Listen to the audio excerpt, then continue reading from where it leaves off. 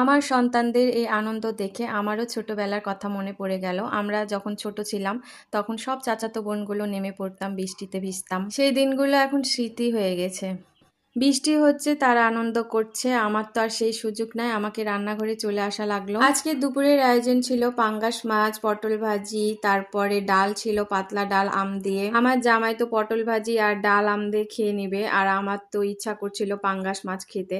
আমার পাঙ্গাস মাছ অনেক পছন্দ, ফ্রিজে ছিল অনেকদিন ধরে আছে, ভাবলাম যে আজকেই রান্না করে ফেলি। আজকে পাঙ্গাস মাছ নতুন ভাবে আবিষ্কার করলাম, কারণ ঢেঁড়স দিয়ে কখনোই রান্না করিনি, আর আমার ঢেঁড়স অনেক পছন্দ, তাই ভাবলাম আজকে এইভাবে রান্না করে খেয়ে ফেলি।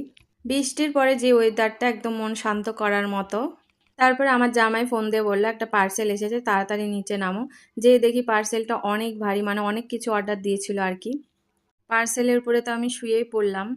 সংসারে আমাদের নিত্য প্রয়োজনে অনেক কিছুই লাগে, তার মধ্যে আছে অন্যতম চাল। পোলার চালটা একটু বেশি করে অর্ডার করা হয়েছে, কারণ পোলার চালের অনেক দাম বেড়ে গেছে বাজারে। আমার জামাই বাজার করতে একদম এক্সপার্ট, প্রচুর বাজার করতে পছন্দ করে।